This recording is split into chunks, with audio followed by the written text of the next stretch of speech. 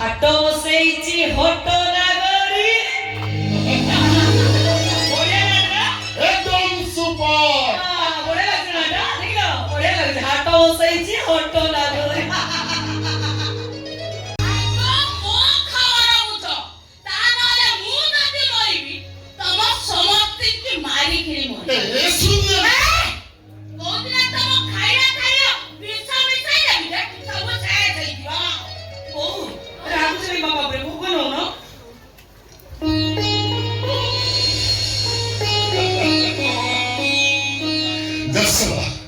मुद्दे को ब्लॉक कर दिया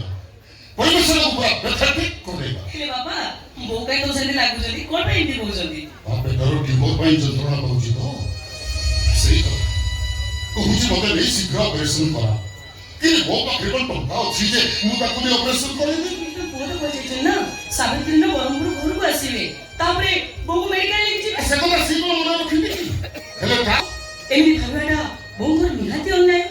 ମୋ ଆଖିର ସେଲ୍ ଗୁଡ଼ା ଶୁଖିଯାଇ ମାତ୍ରାରେ ଯନ୍ତ୍ରଣା ଦେଉଛି ବେଳେବେଳେ ମୋତେ କିଛି ଦେଖାଯାଉନି ସବୁ ଜଳକା ହେଇଯାଉଛି ଡକ୍ଟର କହୁଛନ୍ତି କୋଉଦିନ ଦୃଷ୍ଟିଶକ୍ତି ହରାଇ ମୁଁ ଅନ୍ଧ ହେଇଯାଇପାରେ ଏତେ ବଡ଼ ନିଷ୍ଠୁର କଥାକୁ ଶୁଣି ମୁଁ ତ ଆଶା ଭରସାକୁ ସାଥି କରି ବଞ୍ଚିଛି ବୋଉ ତ ଅଧୈର୍ଯ୍ୟ କରୁଥିଲି କାହିଁକି ଜଣେ ମଣିଷ ରୋଜଗାର କରିବେ ଆମେ ଚାରି ଜଣ ଖାଇ ପିଇକି ବଞ୍ଚିବା ଆମ ବେଳା ଭଲ କମ୍ପାନୀ ମାଲିକ ପୁଅ ତମ ପୁଅଙ୍କର ସାଙ୍ଗ ଯୋଉଥିପାଇଁ ତାଙ୍କ ଗାଡ଼ିରେ ଡ୍ରାଇଭର ଚାକିରି ନିଯୁକ୍ତି ଦେଇଛନ୍ତି ଭଲରେ ମନ୍ଦରେ ଅଧିକ ଅର୍ଥ କିଛି ସାହାଯ୍ୟ କରୁଛନ୍ତି ତାହା ନଥିଲେ କୋଉ ଭଡ଼ା ଗାଡ଼ିରେ ଡ୍ରାଇଭର ଚାକିରି କରି ସେ କେତେ ବା ରୋଜଗାର କରିଥାନ୍ତି ସେଇ କଥା ସେ କଥା ତ ଶାଶୁ କଣ ବୁଝୁଛି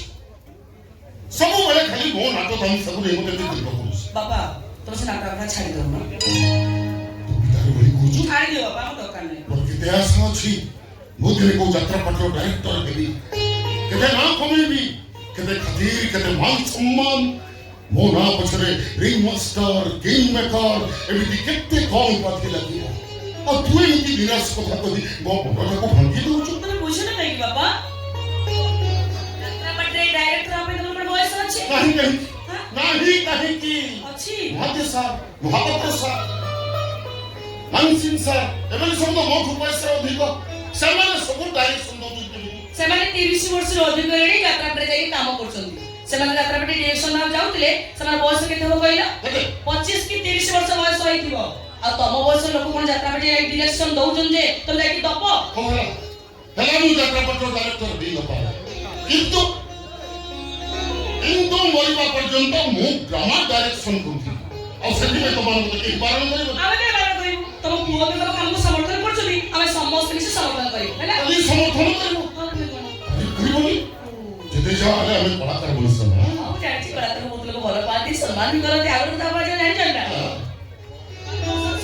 এই আখপাখ 40 খন্ড গাঁরে মানে ড্রামার ডিরেকশন দিয়েছি বলে মতে বহুত খুশি লাগে আর পর মতে লাগে ও পুরা জানে তু মো সুনা বহু বাবা এ বর্ষ ড্রামারে মু গোটে নূয়া কথা কইବାକୁ যাଉଛି ନୂଆ କଥା କି ନା ଏ ବର୍ଷ ବର୍ଷକୁ ଆମର ଯୋଉ ଡ୍ରାମା ହବ ସେ ନାଟକଟା କୋଉ ଯାତ୍ରା ପାଠର ନାଟକ ନୁହଁ କି ଛାପା ବହି ବି ନୁହଁ ତ ଡ୍ରାମାଟା କେମିତି ହବ ହବ ନା ହବ ଶୁଣ ଗୋଟେ ପିଲାକୁ ନୂଆ ନାଟ୍ୟକାର ଭାବେ ପରିଚୟ ଦେବାକୁ ମୁଁ ତାଲିମ ଦଉଛି ତାରି ଲେଖା ନାଟକ এই ବର୍ଷ ରଜକୁ ଆମେ ମଞ୍ଚସ୍ଥ କରିବା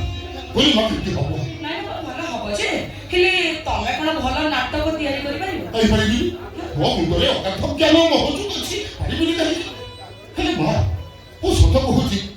ସେ ଯାତ୍ରା ଡାଇରେକ୍ଟର ଈଶ୍ୱର ଜଗଦେବ ହଁ ତାପରେ ମୋର ବହୁତ ଇଚ୍ଛା କିନ୍ତୁ କାହିଁକି କଣ ପାଇଁ ଏ କାହିଁକି ହବ କୁଆଡ଼େ ଗୋଟେ ଜଣାଶୁଣା ନଥିବା ପିଲାଙ୍କୁ ଧରି ଆଣି ତାକୁ ତାଲିମ ଦେଇ ଏମିତି ନାଟକ କରିଦେଉଛି ଯେ ଶୁଣା ସବୁ ଯାକ ନାଟକ ସୁପର ହିଟ୍ 50% ମାର୍କ ମୁଁ ନାଁରେ ଆଡ୍ କରିଦେବି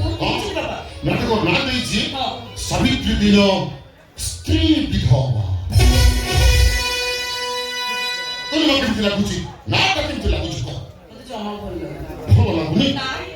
କେତେ ବାଛି ବାଛି ଇଣ୍ଟେଲେକ୍ଚୁଆଲ ନାଟା ବନେଇଥିଲି କଣ କହୁଛୁ ଭଲ ଭଲ ନାଟେ ଦଉନ ଚଳିବନି ନା ଇଏ ଚଳିବନି ବାପା ଜମା ଭଲ ନା ନୁହଁ ମୁଁ ଯେତେବେଳେ ଛୋଟ ଥିଲି ଆମ ଗାଁରେ ଯାତ୍ରା ପାଟି ପଡ଼ିଲେ ଏଇ ନାଁରେ ଡାକନ୍ତି ମୁଁ ଶୁଣିଛି ଇଏ ନାଁ ଦିଅନ୍ତି ଭଲ ନା ଆଜିକାଲି ଯୋଉ ମଡର୍ଣ୍ଣ ଯୁଗ ଚାଲିଛି ସଡନ ନାଟେ ମଡର୍ଣ୍ଣ ଯୁଗକୁ ସଡନ ନା ଯେମିତି ନା ସବୁ ଈଶ୍ୱର ଜଗଦେବ ଦିଅନ୍ତି ବଢିଆ ନାଟେ ବାପା ଦିଅ ବାଛି ବଢିଆ ନାଟେ ଦିଅନ୍ତି ଲୋକକୁ ହୃଦୟକୁ ଛୁଇଁବ କଣ ଦେଖିଛେ ନାରୀ କେନ୍ଦ୍ରିକ କାହାଣୀ ଯେତେବେଳେ ସେତେବେଳେ ନାଁଟା ବି ନାରୀ କେନ୍ଦ୍ରିକ ହବା ଦରକାର ନା। ଶଳା ସେ ନାରୀ ତ ପ୍ରତି କଥାରେ ହାତ ବସେଇ ଦଉଛି, ନିଜେ କାନ୍ଦୁଛି ଯେମିତି ଅନ୍ୟମାନଙ୍କୁ କନ୍ଦଉଛି ବି ସେମିତି। ଏମିତି ଅଛିଡ଼ା ଚୁକ୍ତି ସବୁ କରି ବସୁଛି, ତାକୁ ସମାଧାନ କରିବା ବି କାଠିକର ପାଠ। ଏପରି ସ୍ଥଳେ ନାଟକ ମୁଁ ଆଉ କଣ ଦେବି? ଏ ମା, ବାପା ମୋ ମୁଣ୍ଡ ତ କିଛି ପଶୁନି। ବାପା ମୋ ମୁଣ୍ଡ ଗୋଟେ ବଢିଆ ନାଁଟା ଆସୁଛି, ମୁଁ କହିବି ଯଦି ନାଟା ପସନ୍ଦ ହେଇଯାଏ ସେଇ ନାଟା ଦେଇଦବ। ତମର ନାରୀ କେନ୍ଦ୍ରୀୟ କାହାଣୀ ଉପରେ ନା ଫିମେଲ ଓରିଏଣ୍ଟେଡ। ତାର ତ ନାରୀ ନାଁ ନିହାତି ହେବା ଦରକାର। ବାପା ତୁମେ କାମ କରୁନ, ନାଟକର ନାଁ ଦେଇ ଦଉନ ହାଟ ବସେଇଛି ହୋଟେଲ